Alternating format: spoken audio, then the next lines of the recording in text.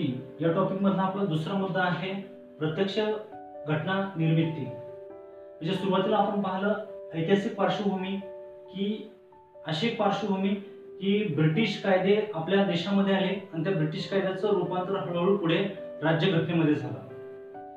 आपण शेवटचा जो कायदा पाहिला 1935 चा भारत सरकार कायदा 1935 चा, बऱ्याच जणांनी अशी टीका केली आहे भारतीय राज्यघटनेवर की 1935 चा कायदा हा जसाच्या तसा भारतीय राज्यघटनेमध्ये स्वीकारला, म्हणजे भारताची राज्यघटना ही सरळ कॉपी पेस्ट आहे अशी टीका केली जाते। म्हणून आपण एक ऐतिहासिक पार्श्वभूमी पाहिली। मित्रांनो, 1935 चा कायदा झाल्यानंतर पुढे काही घडामोडी घडत गेल्या, कारण की 1935 चा जो कायदा झाला आपण तो पाहिला होता। 1935 च्या कायद्याने 1937 मध्ये निवडणुका झाल्या, ठीक आहे, कारण की 1935 च्या कायद्याने प्रांतांना संपूर्ण स्वायत्तता दिली होती असं आपण डिस्कस केलं।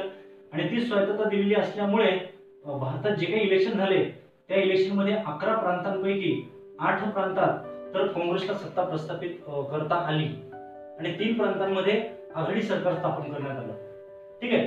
तर ह्या काही घडामोडी पुढे घडत गेल्या आणि याच्या दरम्यान हा जो कायदा आला होता हा कायदा एकतर भारतीयांना मान्य नव्हता, कारण की ती एक राज्यघटना म्हणून आपल्या देशामध्ये लागू झाला होता, परंतु ती राज्यघटना भारतीयांना मान्य नव्हती, कारण की ती जी राज्यघटना आली होती ती राज्यघटना आली होती पूर्वी आपलं सायमन कमिशन, त्याच्यानंतर गोलमेज परिषदा किंवा त्याच्या काही बाबी आपण पाहिलेल्या आहेत आणि त्या भारतीयांना मान्य नव्हत्या।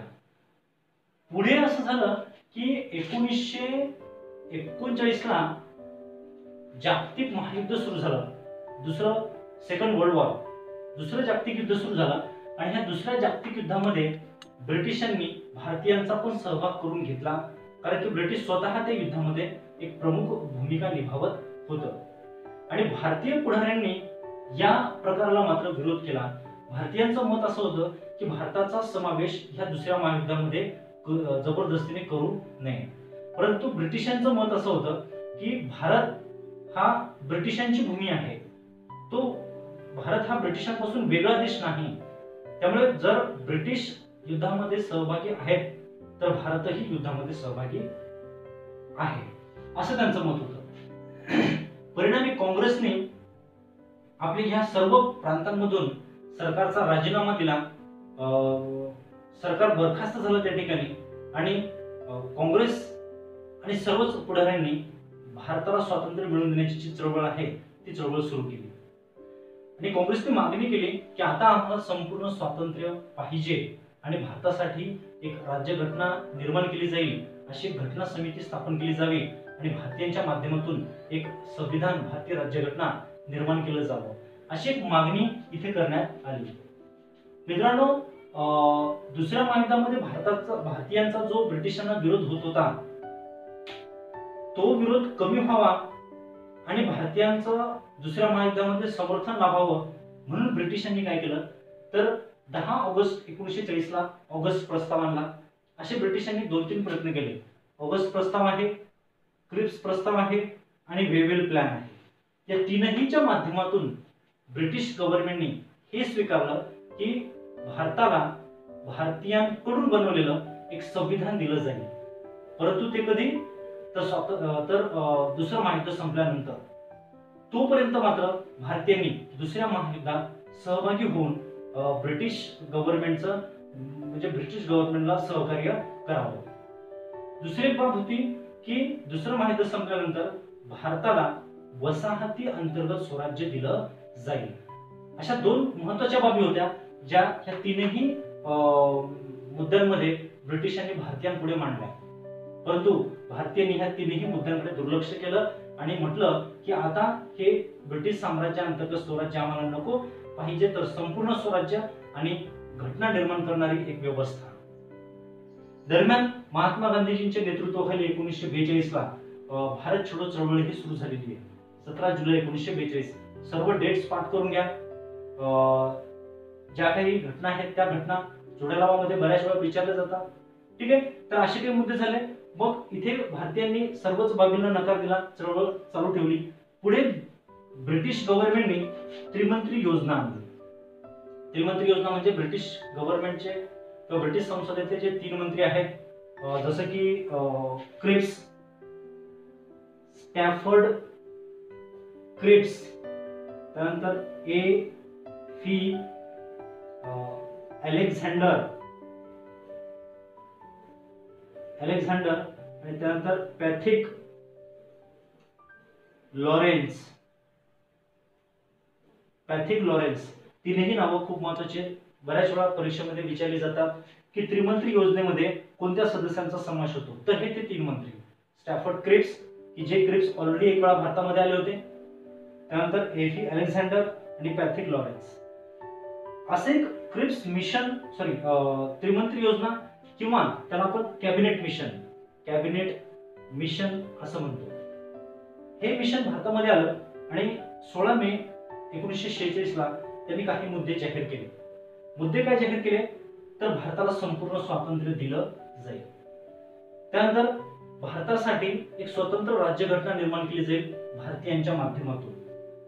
त्याच्यानंतर ती राज्यघटना अशी असेल की त्याच्यामध्ये जी प्रशासकीय संरचना निर्माण केली जाईल त्यामध्ये केंद्र सरकारला काहीच विषय दिले जातील, इतर सर्व विषय हे घटक राज्यांना दिले जातील आणि भारतामध्ये शक्य तितक्या लवकर अंतरिम सरकार स्थापन केलं जाईल. असे मुद्दे या त्रिमंत्री योजनेमध्ये सांगण्यात आले. जनरली ही योजना स्वीकारण्यात आली, परंतु तरी सुद्धा काँग्रेसचा काही प्रमाणात विरोध होता. मुस्लिम लीगने त्रिमंत्री योजना पूर्णपणे स्वीकारली, परंतु काही काळ काँग्रेसने थोडाफार याला विरोध केला. काँग्रेसने विरोध का केला? कारण की याच्यामध्ये ही जी तरतूद होती की केंद्र सरकारकडे काहीच विषय असतील, इतर सर्व विषय हे राज्यांकडे दिले जातील, हे मात्र काँग्रेसला मान्य नव्हतं. कारण की काँग्रेसला असं वाटत होतं की केंद्र सरकार मजबूत असलं पाहिजे, म्हणजे हा अखंड भारत एक राहील. आणि जर केंद्र सरकार जर दुबळं असेल तर भारतामध्ये फुटीरतावाद निर्माण होऊन वेगवेगळे राज्य पुढे देशात रूपांतर होतील, म्हणून हे मान्य नव्हतं. पण पुढे चला आता स्वातंत्र्य तर मिळायला लागलं, घटना आपली यायला लागली, म्हणून काँग्रेसने स्वीकारलं आणि ह्या त्रिमंत्री योजनेच्या शिफारशीनुसार मग पुढे कारवाई सुरू झाली. आणि ती जी कारवाई सुरू झाली ती म्हणजे कोणती तर भारतासाठी स्वतंत्र घटना निर्माण करणे आणि अंतरिम सरकार स्थापन करणे. मग भारतासाठी घटना निर्माण करायची, त्यासाठी घटना समिती स्थापन केली जाईल. हे जे मान्य केलं गेलं त्रिमंत्री योजनेने, त्यासाठी पुढे एक घटना समिती स्थापन करण्यात आली. आता ही जी घटना समिती स्थापन केली त्यामध्ये काही सदस्य असणं खूप अपेक्षित आहे. मग ते सदस्य किती तर 389. ठीक आहे, 389 सदस्य. मग हे जे 389 सदस्य आहेत, हे 389 सदस्य निवडून कसे द्यायचे, ते कसे नियुक्त करायचे? तर काही सदस्य हे प्रांतांमधून, तर काही सदस्य हे संस्थाने, जे राजे महाराजे पूर्वी असायचे आणि त्यांचं जे संस्थान असायचं त्या संस्थानांमधून. म्हणून मग 296 सदस्य प्रांतामधून, तर इथे 93 सदस्य हे संस्थानिकांमधून असे नियुक्त करायचे असं निश्चित करण्यात आलं. 296 सदस्य प्रांतांमधून की ज्याच्यासाठी मात्र इथे निवडणूक घेण्यात आली आणि हे जे 93 सदस्य संस्थानांचे होते ते मात्र नामनियुक्त होते. म्हणजे यामध्ये अशा प्रकारे ठरलं की जे संस्थानिक आहे तो संस्थानिक काय करेल, आपल्या संस्थानांमधून एका सदस्याची नियुक्ती करेल आपलं प्रतिनिधित्व करण्यासाठी. पण प्रांतांमधून मात्र 296 सदस्य हे निवडून दिले जातील, त्यासाठी निवडणूक घेतली जाईल. आणि मग पुढे साधारणतः जुलै ऑगस्ट या महिन्यांमध्ये संपूर्ण भारतात इलेक्शन झालं आणि त्या इलेक्शनच्या माध्यमातून हे सदस्य निवडून देण्यात आले. त्यामध्ये काँग्रेसला बहुमत प्राप्त झालं आणि त्रिमंत्री योजनेमध्ये हे सांगितलं होतंच की घटना समिती स्थापन करत असताना जे इलेक्शन घेतलं जाईल त्यामध्ये ज्याचं बहुमत असेल ते अंतरिम सरकार स्थापन करतील. काँग्रेसला बहुमत प्राप्त झालं. काँग्रेसने अंतरिम सरकार पंडित जवाहरलाल नेहरू यांच्या नेतृत्वाखाली स्थापन केलं आणि घटना निर्मितीचा कालानुक्रम पुढे चालू राहिला. नंतर ही जी घटना समिती आता निर्माण झाली होती, आता ह्या समितीचं काम होतं की देशासाठी एक स्वतंत्र राज्यघटना निर्माण करणे, आणि ह्या प्रक्रियेला इथे सुरुवात होते. पुढे 9 डिसेंबर 1946 ला या घटना समितीची पहिली बैठक होते. त्यानंतर या बैठकीमध्ये घटना समितीचे टेम्पररी अध्यक्ष डॉक्टर सच्चिदानंद सिन्हा यांची नियुक्ती केली जाते. मित्रांनो, हे टेम्पररी होते, काहीच दिवसांसाठी. त्यानंतर उपाध्यक्ष हे फ्रँक अँथोनी, ठीक आहे.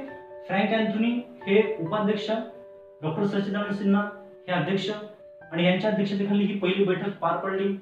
त्यानंतर लगेच 11 डिसेंबर 1946 11 डिसेंबरला मात्र डॉक्टर राजेंद्र प्रसाद, ठीक आहे, डॉक्टर राजेंद्र प्रसाद यांची कायमस्वरूपी अध्यक्षपदी तर एच सी मुखर्जी यांची कायमस्वरूपी उपाध्यक्षपदी नियुक्ती करण्यात आली. तसंच घटनेचे जे सल्लागार आहेत ते बी एन राव यांची घटनेचे सल्लागार म्हणून नियुक्ती करण्यात आली. तर एच बी आर अय्यंगार यांची घटनेचे सचिव म्हणून नियुक्ती करण्यात आली. जे काही नाव मी तुम्हाला सांगत आहे नोट डाऊन करा, त्या नोट्स तुम्हाला खूप आवश्यक असतील. तर अशा काही लोकांची इथे घटना समितीमध्ये नियुक्ती करण्यात आली.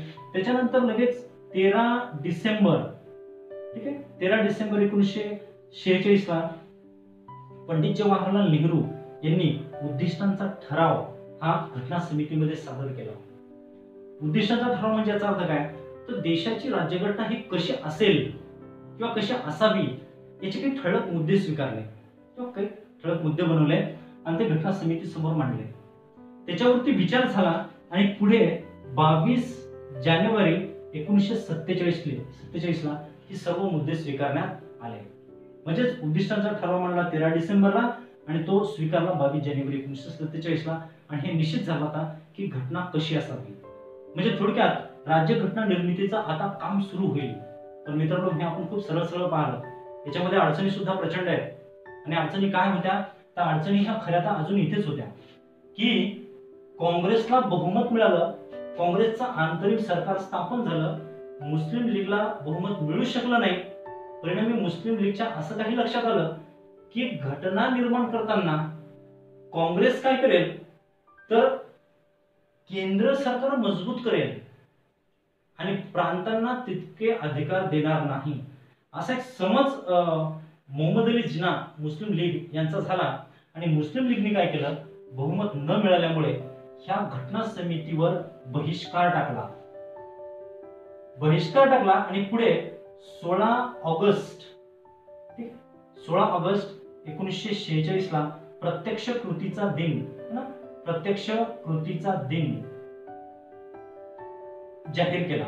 प्रत्यक्ष कृतीचा दिन म्हणजे काय, तर मोहम्मद अली जिना यांना जो अखंड भारताचा जो प्रदेश पाकिस्तान व्हावा असा वाटत होता, त्या प्रदेशाला त्यांनी इनडायरेक्टली पाकिस्तान म्हणून घोषितच केलं. आणि त्या ठिकाणी हिंदू मुस्लिम कत्तली सुरू केल्या. त्याला म्हणतो आपण प्रत्यक्ष कृतीचा दिन. आणि घटना समितीवर बहिष्कार टाकला. म्हणजेच मोहम्मद अली जिना हे 9 डिसेंबर मुस्लिम लीग 9 डिसेंबर 46च्या या बैठकीला हजर नव्हते. मुस्लिम लीग तर नव्हतीच, पण हे जे संस्थान आहेत, संस्थानिकांनी सुद्धा घटना समितीच्या त्या बैठकीवर बहिष्कार टाकला. परिणामी ह्या 93च्या 93 जागा इथे मात्र रिक्त होत्या. ही प्रचंड मोठी समस्या होती. हिंदू मुस्लिम कत्तली ह्या कंटिन्युअस सुरूच होत्या. याच्यावर तोडगा फारसा निघत नव्हता. पण सरतेशेवटी तेव्हाचे जे व्हाईसरॉय लॉर्ड माउंटबॅटन यांनी मध्यस्थी केली आणि पुढे 3 जून 1947 ला माउंटबॅटन योजना जाहीर करण्यात आली. आणि माउंटबॅटन योजना ही कशा संदर्भात होती, तर ही होती फाळणी संदर्भात. भारत पाकिस्तान फाळणी माउंटबॅटन आणि भारतीय पुढारी यांनी स्वीकारली आणि ही योजना मग ब्रिटनमध्ये पाठवली. ब्रिटनने याच योजनेचं रूपांतर पुढे 2 कायद्यामध्ये केलं. एक पाकिस्तान इंडिपेंडन्स ऍक्ट, त्या माध्यमातून 14 ऑगस्ट 1947 ला पाकिस्तानला स्वातंत्र्य मिळालं. आणि आपल्याकडे इंडिया इंडिपेंडन्स ऍक्ट या माध्यमातून भारताला स्वातंत्र्य देण्यात आलं. India independence act 1947. आणि ब्रिटिश गव्हर्नमेंटने जाहीर केलं की शक्य तितक्या लवकर भारतीयांनी भारताचं प्रशासन आपल्या हाती घ्यावं आणि भारतासाठी राज्यघटना निर्माण करावी, कारण लवकरात लवकर ब्रिटिश हे भारत सोडणार आहेत, भारतामधून ते परत जाणार आहेत. तर असा हा कायदा आला आणि भारताला स्वातंत्र्य मिळालं. मित्रांनो, हा कायदा आल्यानंतर या घटना समितीमध्ये आपल्याला काही बदल पाहायला मिळतात. काय बदल पाहायला मिळतात हे तुम्हाला बऱ्याच वेळा परीक्षेमध्ये विचारतात. फर्स्ट, पहिला मुद्दा तर तुम्ही काय लक्षात घ्यायचा, फाळणी. पहिला मुद्दा लक्षात घ्यायचा काय की हा कायदा आला, भारताला स्वातंत्र्य मिळालं. भारताला स्वातंत्र्य मिळालं आणि ही जी घटना समिती आहे ही सार्वभौम झाली. सार्वभौम, कारण की सुरुवातीला घटना समिती ही ब्रिटिशांनी स्थापन केली होती, म्हणजे ब्रिटिशांचं वर्चस्व घटना समितीवर होतं. आता मात्र ब्रिटिशांचं राहिलं नाही, आता वर्चस्व आहे भारतीयांचं, कारण की भारत स्वतंत्र झाला होता. त्यामुळे इंडिया इंडिपेंडन्स ऍक्ट मुळे घटना समिती ही सार्वभौम झाली. परीक्षेमध्ये विचारतात इंडिया इंडिपेंडन्स ऍक्टचा कोणता परिणाम पुढील प्रमाणे दिसून येतो, तर घटना समिती सार्वभौम झाली. सेकंड, सदस्य संख्या ही कमी झाली. जी पूर्वी 389 होती, ही संख्या पुढे 299 इतकी झाली. 299 की ज्यामध्ये 229 प्रांत आणि 70 संस्थाने. ठीक आहे. आणि यामध्ये एक मुद्दा खूप महत्वाचा एक्झाम पॉइंट ऑफ व्ह्यू आहे की जेव्हा इंडिया इंडिपेंडन्स ऍक्ट पारित झाला आणि घटना समितीची सदस्य संख्या घटली, त्यानंतर जेव्हा घटना निर्मितीचं काम सुरू झालं, त्यामध्ये मात्र सर्व संस्थाने हे जे 70 आहेत यांनी मात्र मग आता घटना समितीमध्ये आपला सहभाग दर्शवला. मग ते घटना समितीमध्ये सहभागी झाले आणि संस्थानांव्यतिरिक्त असे काही सदस्य की जे मुस्लिम लीगच्या बाजूने निवडून आले होते, परंतु ते मात्र भारतात आहेत, कारण की मुस्लिम लीगचे काही सर्व सदस्य पाकिस्तानमध्ये नाही गेले. म्हणजे जो भूखंड पाकिस्तानमध्ये गेला तिथून मुस्लिम लीगमध्ये जे निवडून आले तेच फक्त पाकिस्तानला गेले आणि ती सदस्य संख्या कमी झाली. पण मुस्लिम लीगचे असे सदस्य की जे आताच्या भारताच्या भूखंडामधून निवडून आले होते त्यावेळेस, ते मात्र घटना समितीमध्ये मग सहभागी झाले. तर हा एक मुद्दा तुम्हाला इथे लक्षात घ्यायचा आहे. तर मित्रांनो बघा, इंडिया इंडिपेंडन्स ऍक्टला घटना समिती सार्वभौम झाली, सदस्य संख्या घटली. त्याच्यानंतर घटना समितीला 2 कार्य करावे लागले. ठीक आहे. ही जी घटना समिती आहे तिला 2 कार्य करावे लागले. एक म्हणजे संविधान निर्मितीचं काम घटना समितीवर आलं आणि दुसरं काम म्हणजे कायदे निर्माण करणे, कायदा. म्हणजे घटना समिती ही 2 प्रकारचं काम करू लागली. एक घटना निर्माण करणारी संस्था म्हणून घटना समिती, तर दुसरं कायदे निर्माण करणारे कायदे मंडळ. म्हणजे कायदे मंडळाची पण जबाबदारी घटना समितीच पार पाडत होती, तर संविधान निर्मितीची जबाबदारी सुद्धा घटना समितीच पार पाडत होती. असा हा बदल इंडिया इंडिपेंडन्स ऍक्ट मुळे आपल्याला पाहायला मिळतो. तर हा एक परिणाम आहे ह्या इंडिया इंडिपेंडन्स ऍक्टचा.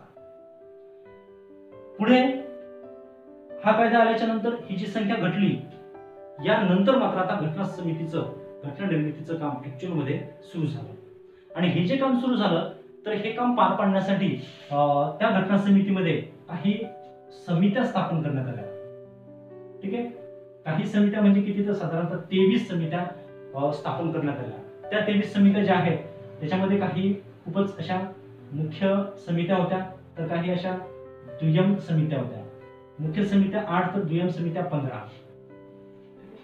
मुख्य समित्या 8 होत्या तर दुय्यम समित्या 15. अशा काही समित्या स्थापन केल्या.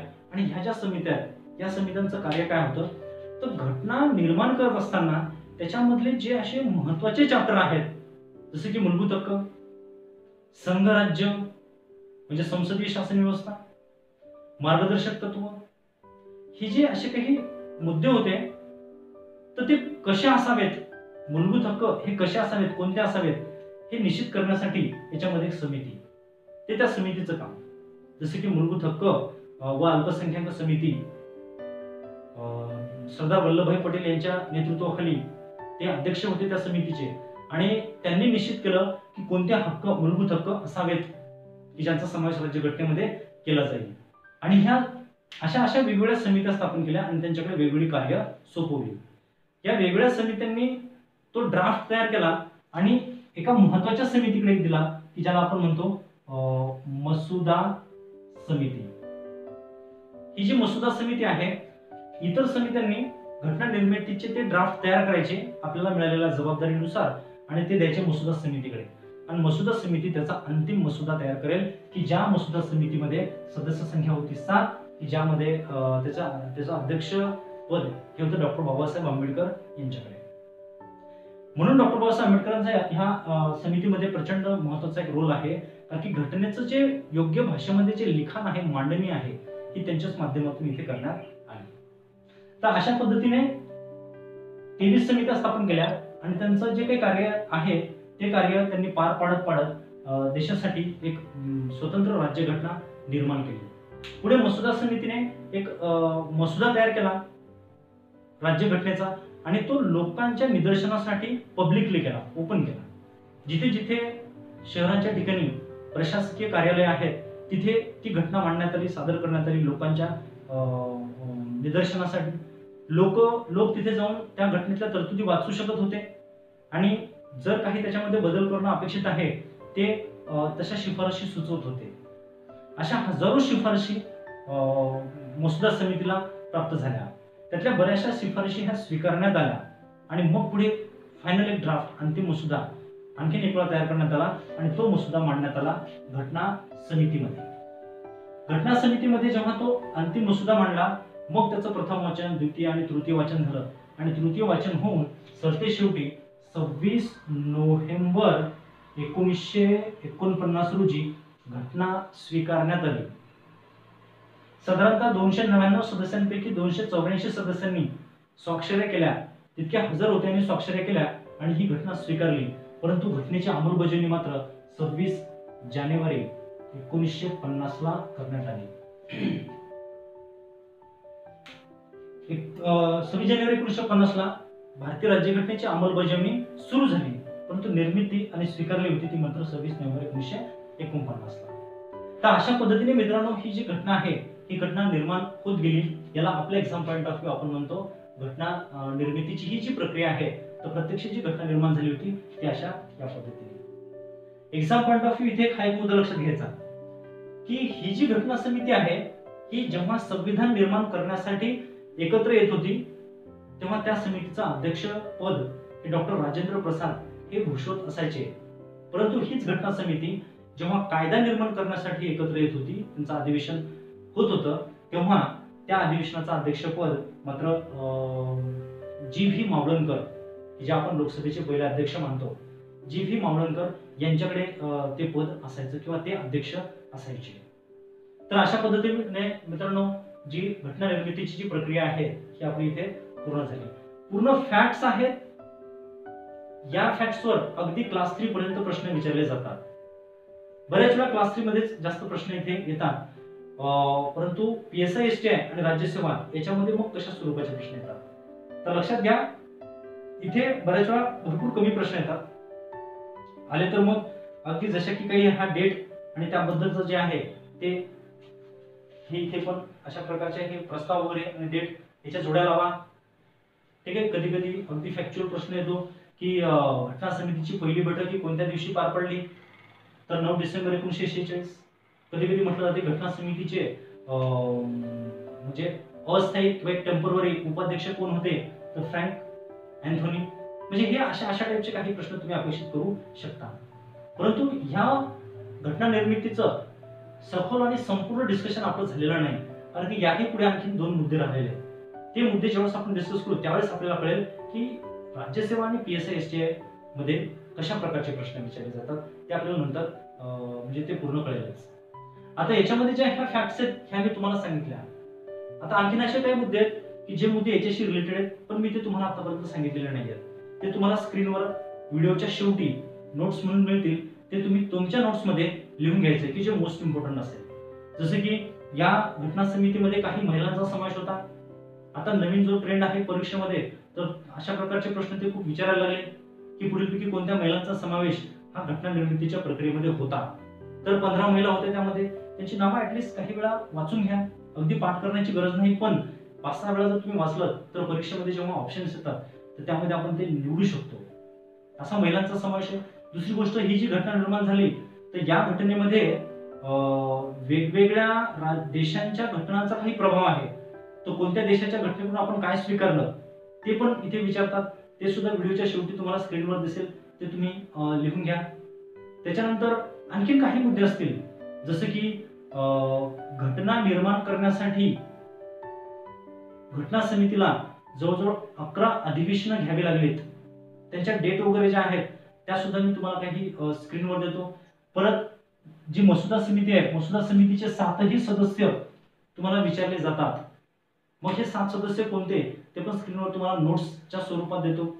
कधी कधी तुम्हाला हे विचारलं जाते की घटना लागू केल्यानंतर किंवा भारतीय घटनेमध्ये किती कलम होत्या, हे फॅक्च्युअल प्रश्न आहे. तर मित्रांनो, ते प्रश्न सॉल्व्ह करण्यासाठी लक्षात घ्या 2 टाइप्स मध्ये प्रश्न येतात ते. जसं की घटना लागू झाली 1950 ला, सध्याचं वर्ष आहे 2020. 1950 ला जेव्हा घटना लागू झाली तेव्हा घटनेमध्ये काय होतं, तर बघा, एक होता सरनामा. भारतीय राज्यघटनेमध्ये एक सरनामा होता. ठीक आहे. दुसरं, काही कलम होत्या. त्यानंतर काही विभाग होते. त्यानंतर काही परिशिष्टे होती. एक सरनामा की जो अजूनही आपल्या राज्यघटनेमध्ये आहे. ठीक आहे, अजूनही आहे. कलम साधारणतः 395 कलम होत्या. मित्रांनो, आजही मुख्य कलम ह्या 395 आहेत. पण मात्र पुढे उपकलम वाढत गेल्या, त्याच्यामध्ये काही उपकलम ऍड झाल्या. अशा अनेक, जसं की कलम 21 हे मुख्य कलम आहे, परंतु कलम 21 अ शिक्षणाचा मूलभूत हक्क ही मात्र उपकलम झाली. अशा अनेक उपकलम पुढे घटना दुरुस्तीच्या माध्यमातून समाविष्ट करण्यात आल्या. तर अशा उपकलम आणि हा मुख्य कलम धरून एकूण कलम आता सध्या भारतीय राज्यघटनेमध्ये 471 आहेत. ही संख्या मी तुम्हाला कधीच सांगणार नाही की ती कायमच राहील. जशा जशा घटना दुरुस्त्या होत असतात ही तरतूद म्हणजे ह्या कलम बदलत असतात. ठीक आहे. सध्या तरी 471 म्हणून आपण. विभाग, सुरुवातीला भारतीय राज्यघटनेत 22 विभाग होते. आजही मुख्य विभाग 22च आहेत, परंतु एकूण विभाग 25 आहेत. म्हणजे मुख्य विभाग 22 पण काही उपविभाग आहेत.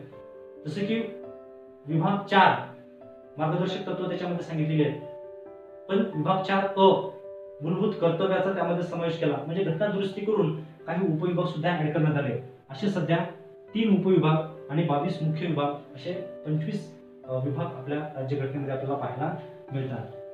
त्यानंतर परिशिष्ट जे सुरुवातीला 8 होते, आता सध्या 12 परिशिष्ट आहे. असे एक स्वरूप सध्याच्या राज्यघटनेचं आहे. हे तुम्ही लिहून घ्याल तुमच्या नोट्समध्ये आणि पाठ कराल. याच्या व्यतिरिक्त जे असे काही मुद्दे आहेत की जे मी तुम्हाला इथे लिहून देऊ शकत नाही आणि तोंडी सांगूही शकत नाही, त्यामुळे मी ते ह्या व्हिडिओच्या शेवटी स्क्रीनवरती तुम्हाला नोट्सच्या स्वरूपात ते मिळेल. ते तुम्ही तुमच्या नोट्समध्ये नोट डाऊन करा. मित्रांनो, मी तुम्हाला ऑलरेडी सांगितलेलं आहे की 2 वेळा व्हिडिओ पाहायचा आहे. फर्स्ट टाइम तुम्ही हे फक्त एकदा समजून घ्या, सेकंड टाइम व्हिडिओ पॉज करत करत तुम्ही ह्या नोट्स पूर्ण लिहून घ्या. तर अशा टाइप मध्ये आपण एक घटना निर्मिती जे आहे त्याचे पहिले 2 मुद्दे बघितलेले आहेत. आणखी 2 मुद्दे राहिले आणि त्याच्यावरचा प्रश्नांचा सराव तो आपण पुढच्या लेक्चरमध्ये डिस्कस करूया. मित्रांनो, काही तांत्रिक अडचणीमुळे मी तुम्हाला काल लेक्चर्स प्रोव्हाइड करू शकलो नाही, त्यामुळे दिलगिरी व्यक्त करतो. आणि आजपासून आपण हे जे लेक्चर आहेत माझ्याच्याने जसं पॉसिबल होईल तसे मी तुम्हाला लेक्चर प्रोव्हाइड करत जाईल. कारण की काही ठिकाणी काही मर्यादा येत आहेत, परंतु त्या मर्यादा ही लक्षात घेऊन जितकं शक्य आहे तितके लेक्चर्स मी तुम्हाला निश्चित प्रोव्हाइड करेल. आणि हे लेक्चर्स आजपासून तुम्हाला सकाळी प्राप्त होतील. अपेक्षा आहे की तुम्हाला हे सर्व समजलं असेल आणि हा उपक्रम तुम्ही तुमच्या मित्रांनाही बऱ्यापैकी कळवलेला असेल. नसेल कळवला तर आणखीन कळवा.